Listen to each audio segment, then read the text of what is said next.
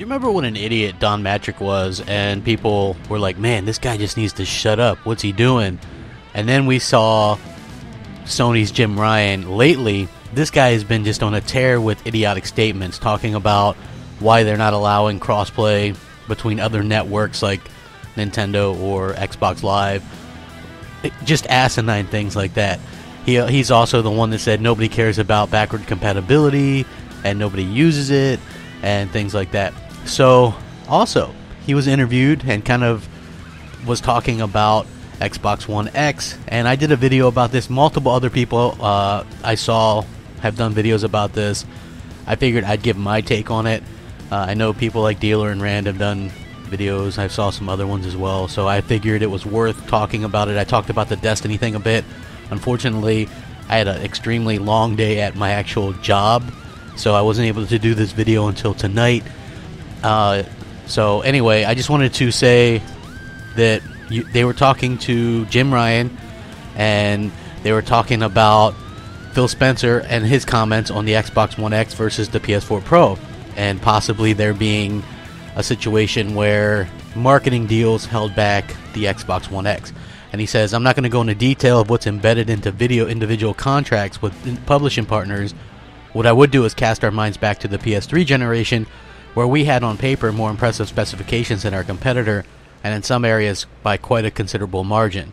Now, that didn't play out the way we had anticipated it would, and this has nothing to do with co-marketing deals. This is just general development and publishing dynamics. What happened was developers, maybe at the behest of publishers, developed up to the lowest common denominator and stopped there, and in very few cases took advantage of the additional horsepower of the PS3. Now, I'm a big believer of learning lessons from history. History doesn't always repeat itself, but if you're a publisher of video games, that is a perfectly commercially rational approach for you to take, he said. Because you only do one set of work. You don't do one set of work and get up to one level and then a different amount of work and consequently may need to go further. And in case you were wondering if Sony has been putting pressure on publishers to ensure that the Xbox One X versions of games are held back to make sure the quality is comparative, Ryan's response is a resounding no. I think you're trying to see some sort of nefarious platform holder activity here where likely none exists, he replies. Is Sony concerned about Xbox One X specs when it comes to new releases? Well, we'll see when they launch in 6 months' time. There will be hundreds of games published this year, and those games, market forces will prevail. If a developer or publishers want to take advantage of the supposed power of the X, then they will do that. If they don't, they won't.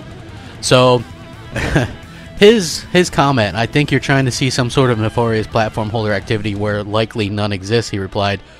When you use the word likely, it means that there's a chance that it does exist. And outside of that, he says that he brings up the PS3. The problem with the PS3 wasn't that they were working to do the lowest common denominator. The Xbox 360 was easier to develop for, so they were developing for that. The PS3, they split their memory, so it wasn't the same. So it was much easier to develop on the Xbox 360. The PS3 was a nightmare to develop for, so that's why people had a hard time taking advantage of it. The Xbox One X is probably the easiest console to develop for in the history. We've heard of developers getting their games up in it within hours. So yeah, I don't think that that's going to be a problem. If there's any kind of parity or anything like that, it's likely due to 1, developers not wanting to piss off the PS4 fan base, 2, Sony likely paying to keep the advantage and things like that. And I think that would be absolutely ridiculous in my opinion, and it shouldn't be that way. You know, this guy just needs to kind of shut his mouth and stop talking, because he's really just not making himself or Sony look good at this particular point. I'm very curious to hear what you guys think, though. If you wouldn't mind sounding off, hit me up in the comment section or at @the_Crapgamer on Twitter. If you like the video or the content, like and subscribe. It helps out the channel tremendously, and I appreciate it. Thanks for watching. Have a good night. Rack 'em up. Crapgamer out.